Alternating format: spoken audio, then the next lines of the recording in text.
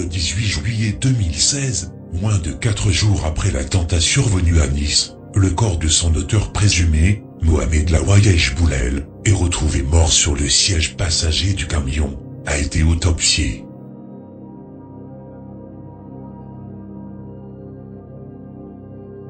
Le 8 septembre, soit près de 2 mois plus tard, les analyses toxicologiques, dont les résultats ont été obtenus et validés en quelques jours, n'avaient toujours pas été communiqués par l'autorité judiciaire, ou avaient fait l'objet de fuites dans la presse, contrairement à celles des terroristes présumés du 13 novembre 2015. Le père de Mohamed Laouayesh Boulel avait fait savoir à la radio tunisienne Mosaïque FM qu'aucune partie officielle ne l'avait contacté pour l'appeler à récupérer la dépouille autopsiée de son fils.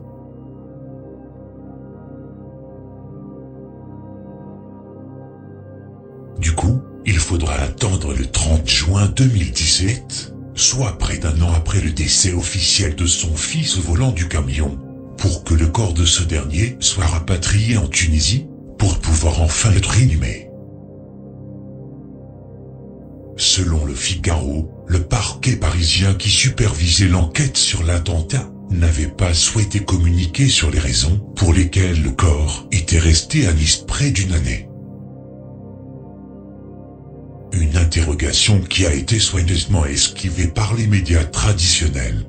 Pourquoi les autorités ont-elles attendu 1 an avant de remettre la dépouille du terroriste présumé à sa famille ?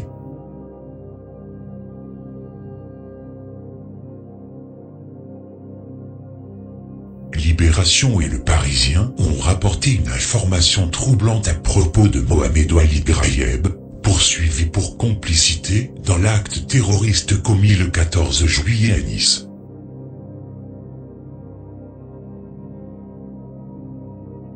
Selon les quotidiens, Grayeb affirma en garde à vue être un militant de l'UMP depuis 2006 et participer à des réunions avec Éric Ciotti et Christian Estrosi.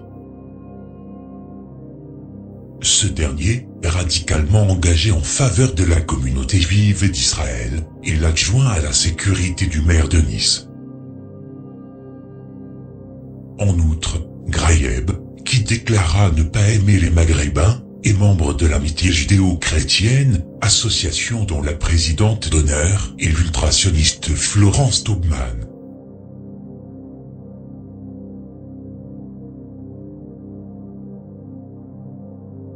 Cette cofondatrice du groupe néoconservateur Le Cercle de l'Oratoire revient d'un séjour de 2 ans en Israël. Elle y séjourna en compagnie de son époux Michel Taubman, ex-directeur de l'information de la chaîne de propagande israélienne I24 News.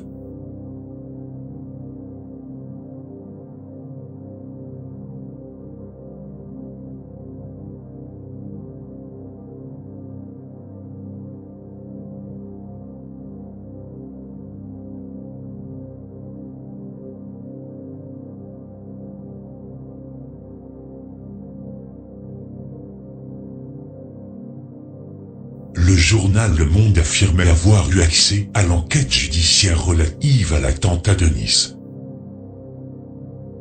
Selon le journaliste Soren Silo, auteur d'un traitement superficiel et aligné sur la version officielle de l'affaire Mera, voici le dernier SMS envoyé le 14 juillet, à 22h27, par le téléphone portable de Mohamed Laouayesh Boulel, dont le camion, censé avoir été piloté par lui, seul à bord, et armé d'un pistolet dirigé vers la foule, et entamera sa virée meurtrière sur la promenade des Anglais. Ramzi, je suis passé tout à l'heure au taxiphone rue Marceau, je t'ai pas trouvé. Je voulais te dire que le pistolet que tu m'as donné avant-hier est très bien. Dis à ton copain, qui habite au 7 rue Mioli au 5e étage qu'il nous en ramène 5.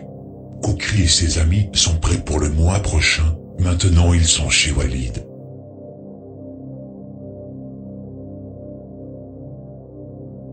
Seulement, cela soulève une belle interrogation au sujet de ce SMS, puisque 5 minutes après, à 22h32, que fait Mohamed Laouayesh Boulel ?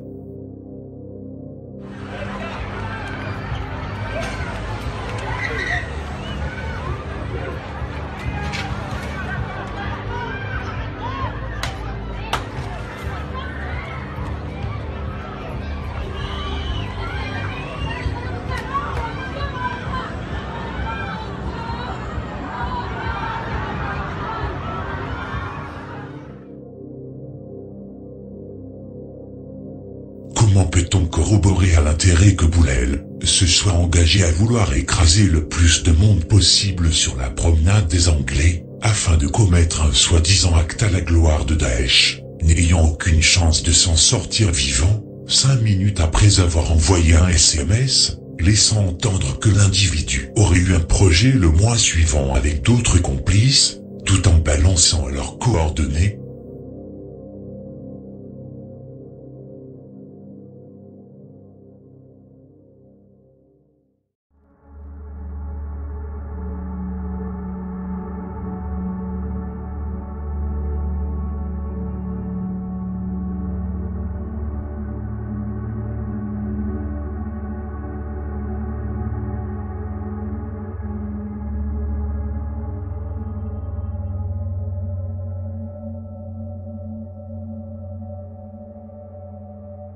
L'affaire des images des caméras de surveillance relatives à l'attentat de Nice avait suscité de nombreuses polémiques.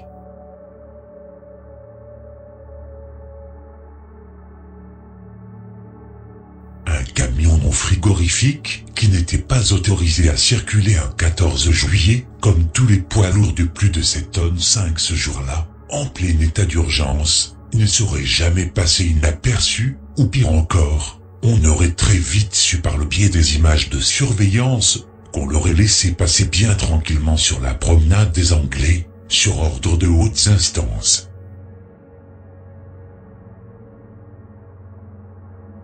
En clair, ce détail des images de surveillance allait être le tendon d'Achille dans cette affaire.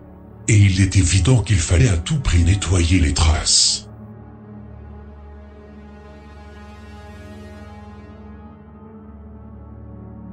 Effectivement, une réquisition judiciaire urgente avait été envoyée au centre de supervision urbain de Nice, le 20 juillet. Le parquet de Paris évoquait le prétexte fallacieux d'un souci d'éviter la diffusion non contrôlée de ces images. C'est la première fois qu'on leur demandait de détruire des preuves. Mais Nice n'entendait pas satisfaire à une demande de la sous-direction antiterroriste de la police judiciaire, d'effacer près de 24 heures d'images de la promenade des Anglais, pendant et après l'attaque du 14 juillet. En poste le soir du 14 juillet, Sandra Bertin, chef du centre de supervision urbain de Nice et secrétaire général du syndicat autonome de la fonction publique territoriale Métropole-Ville de Nice, était revenue sur sa nuit aux commandes de la vidéosurveillance et se confiera sur les pressions exercées par la place Beauvau.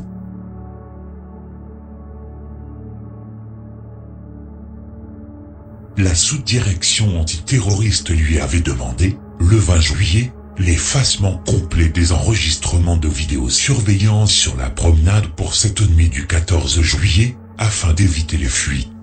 Ce à quoi s'opposait la ville de Nice. Dans une déclaration à l'AFP, François Molin, le procureur de la République de Paris, en charge de l'enquête, allait bien entendu contredire cette version. Malgré que Bernard Cazeneuve porte plainte pour diffamation contre elle, la policière, se refusant catégoriquement de courber les chines, maintiendra ses accusations contre le ministère de l'Intérieur. En parallèle, observez un peu comment les réponses étonnamment évasives ou désinvoltes de Marie-France Moniger-Guillaumarc, chef de l'IGPN, nommé par Manuel Valls en 2012, et qui avait rendu un rapport favorable au gouvernement de l'époque, au sujet de ce qu'allait advenir du visionnage des images de surveillance en question, afin d'éviter les conséquences catastrophiques auxquelles elles pouvaient aboutir. Alors, pour arriver au sujet du 14 juillet funeste dernier, l'inspection générale a été saisie le 21 juillet par le directeur de cabinet du ministre qui lui a demandé, et je cite, de procéder à une mission technique d'évaluation du dispositif de sécurité et d'ordre public tel qu'il a été conçu puis mis en œuvre par les services de police dans la ville de Nice le 14 juillet 2016. Il m'a exposé, donc être envoyé par le cabinet du ministère de l'Intérieur. et m'a demandé d'apporter des précisions quant aux images de l'attentat. Donc jusque-là, aucun problème. Bien évidemment, c'est une réponse à laquelle nous pouvions tout à fait répondre. Toutefois, je me suis assurée de l'identité de la personne à laquelle je devais rendre des comptes. Alors la méthode qui a été mise en œuvre est la méthode classique de l'audit, à savoir dans un premier temps le recueil de documents.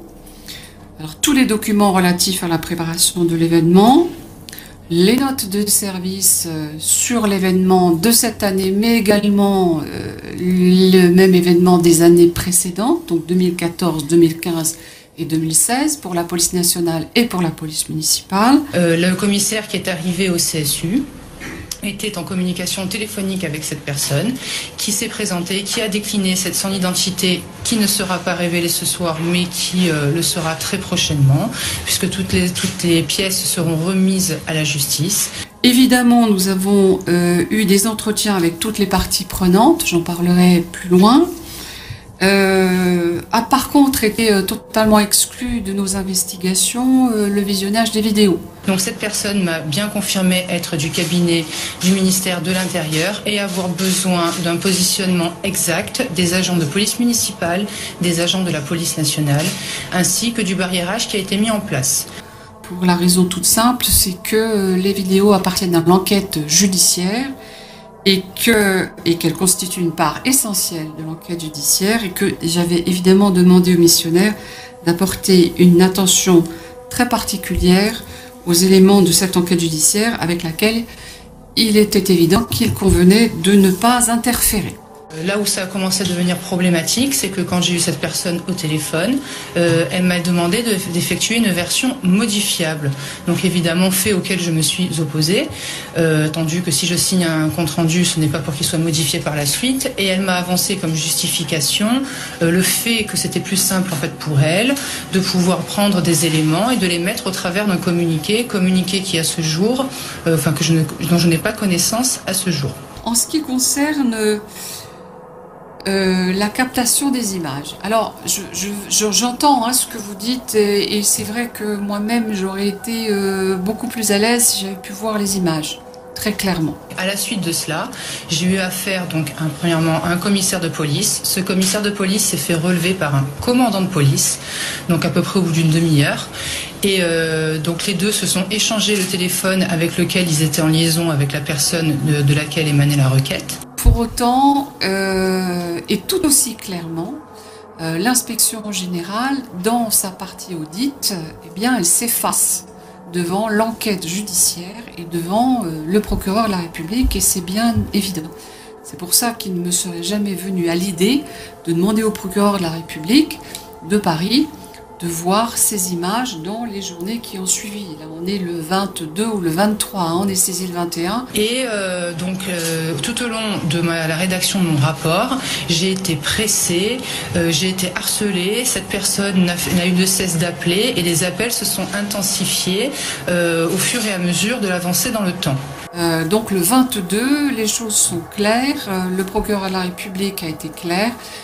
Donc l'inspection générale ne va pas voir les images, elle se l'interdit totalement et en plus de l'interdiction légale qui pèse sur elle. Lorsque j'ai terminé mon rapport, puisque je n'avais de cesse d'avoir des requêtes quant au fait qu'il fallait impérativement que la version soit modifiable, j'ai effectué deux versions, une modifiable, une non modifiable en PDF. Les deux ont été signées et les deux ont été envoyées via le même mail.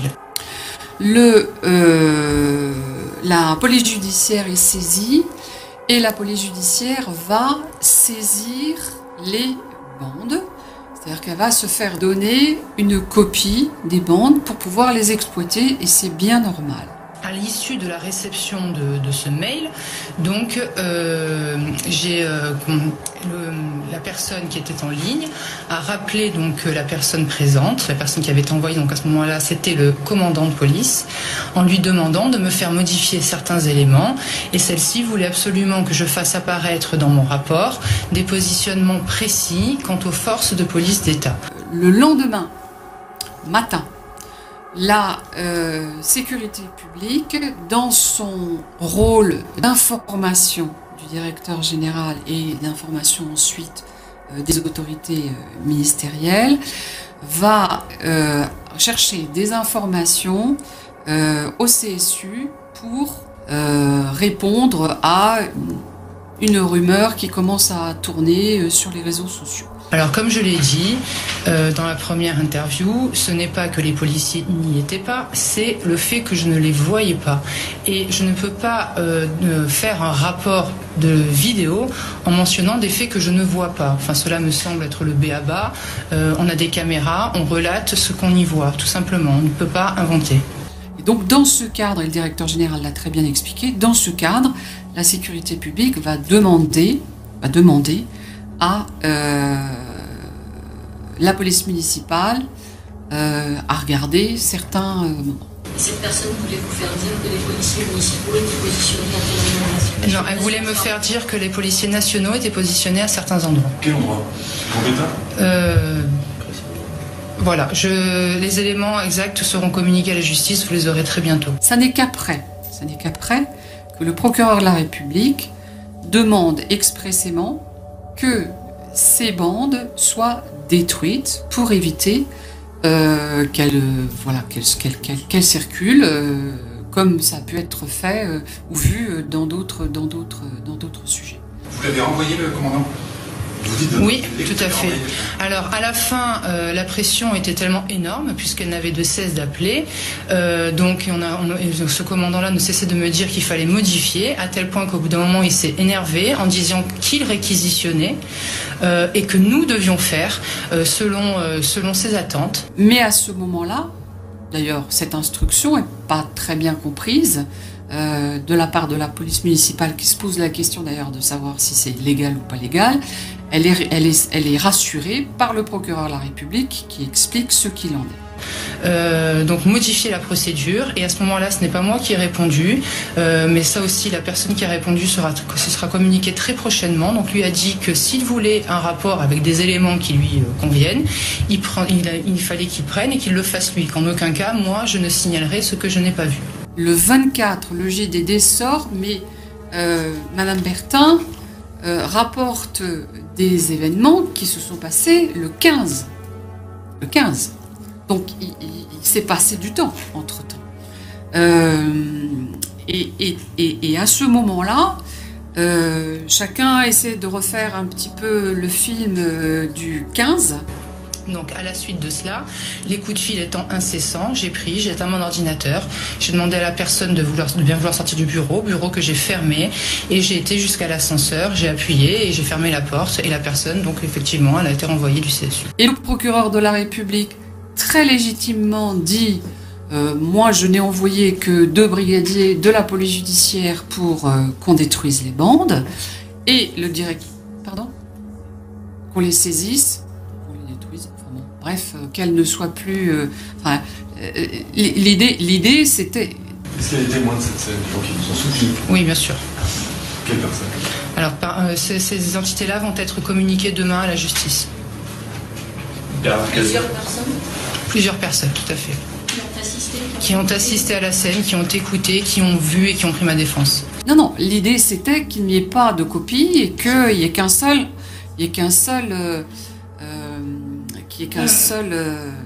un seul enregistrement qui soit mis sous scellé et qui soit exploité ensuite. Et le directeur général, lui, explique pourquoi ces services ont contacté la police municipale le 15. Nausée, c'est un très beau mot. J'ai envie de vous dire, aujourd'hui on est face à une attaque terroriste et on a 84 victimes. Victimes, c'est même pas le mot, on a 84 personnes décédées et des centaines de victimes.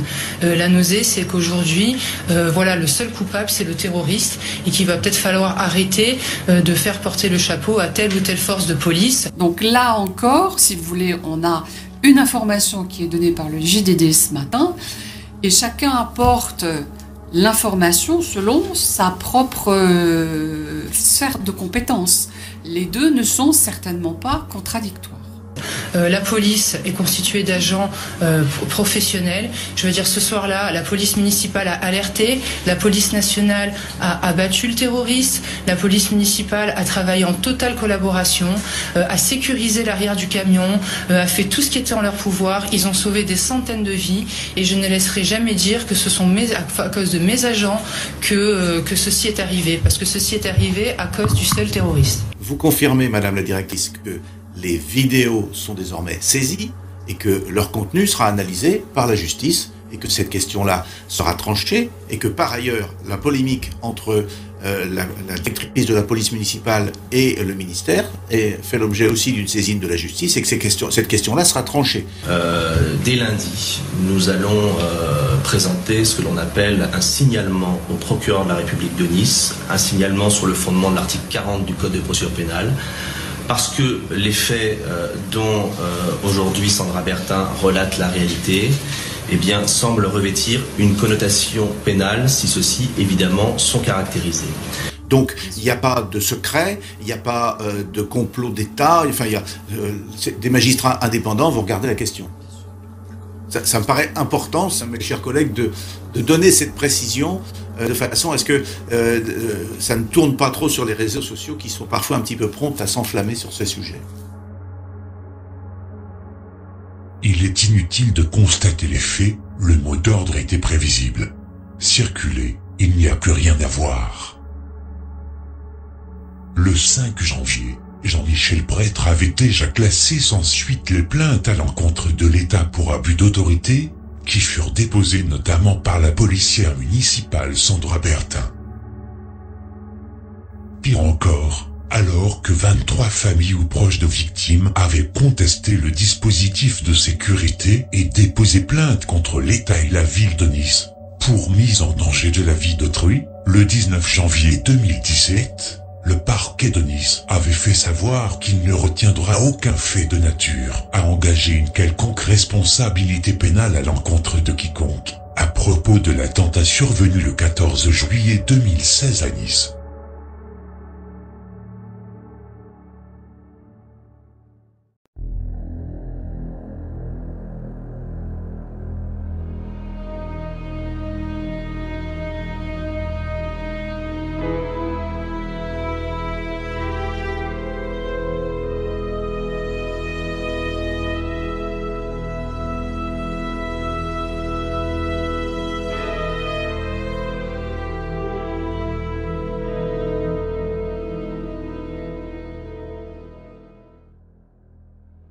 Nous savons à présent que tout corrobore à cette empreinte judéo-zioniste sur la sombre affaire du massacre de Nice, qui aura fait 86 morts et 458 blessés ce soir-là, et imputé, rappelons-le, à un néo-djihadiste bisexuel, gérontophile, et porté sur l'alcool, ainsi que le cannabis, pour conclure à cette affaire complètement cadenassée, tout comme Charlie Hebdo, ou encore le 13 novembre, faisons à présent la connexion israélienne entre ces personnes suivantes, où on observera d'autres protagonistes parmi d'autres, mais qui sera forcément un pur hasard pour les théoriciens de la coïncidence.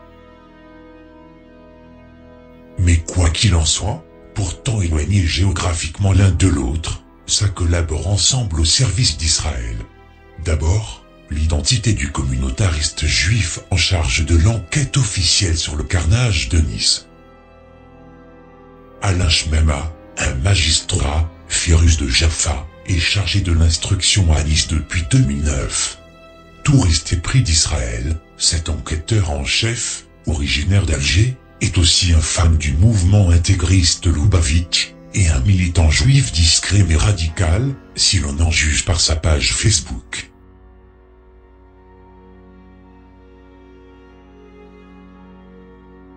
Le 15 juillet 2016, moins de 12 heures après l'attentat commis à Nice, un haut diplomate israélien avait exprimé, via Twitter, un commentaire stupéfiant, et passé sous silence par la presse française traditionnelle. Ancien vice-ministre des Affaires étrangères de Benyamin Netanyahou, de 2009 à 2013, et ex-ambassadeur d'Israël aux États-Unis, de 2002 à 2006, nommé par Ariel Sharon, Daniel Yalon, avait jugé ironique le timing de l'attentat, survenu la même semaine au cours de laquelle le ministre français des Affaires étrangères a rencontré des leaders du Hezbollah. Le 12 juillet, Jean-Marc Ayrault avait effectivement honoré un rendez-vous, annoncé au printemps, et vivement contesté depuis par Israël, avec des représentants du Hezbollah. Quelle est la véritable particularité de Dani Ayalon dans cette affaire? Il est simplement un proche d'Einat Wilf, l'ex-députée, lieutenante du renseignement militaire, et conférencière affiliée à l'EPAC, épouse du vidéaste allemand qui dit avoir filmé par hasard le passage du camion meurtrier de Nice, malgré ses mensonges, avant de se retrouver de nouveau par hasard, aux abords de la fusillade de Munich. Le Toulousain Harry Ben Semoun, participant des congrès de l'EPAC, accompagnateur exclusif en Israël de l'élu niçois Christian Estrosi, et directeur exécutif d'Elnet France, antenne hexagonale d'un lobby israélo-américain, qui avait financé la campagne des primaires de François Hollande en 2011. En septembre 2014, Wilf et Ben Semoun étaient réunis pour suivre un séminaire éducatif, inauguré par un autre juif, Pierre Dassas, patron d'Elnet France, et proche de Manuel Valls. Lobbyiste méconnu mais influent de la cause sioniste, Dassas est notamment l'homme qui avait organisé à Paris, en 2012, le Congrès des Amis d'Israël. Valls était présent pour y signer, de manière solennelle, la charte des Amis d'Israël.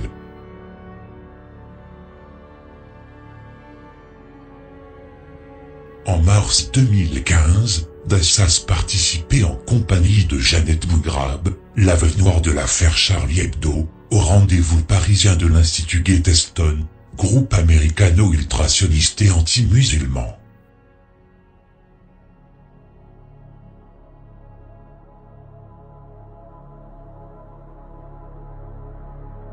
En mai dernier, Dassas était aussi aux Folies Bergères pour célébrer l'indépendance d'Israël en présence de Manuel Valls.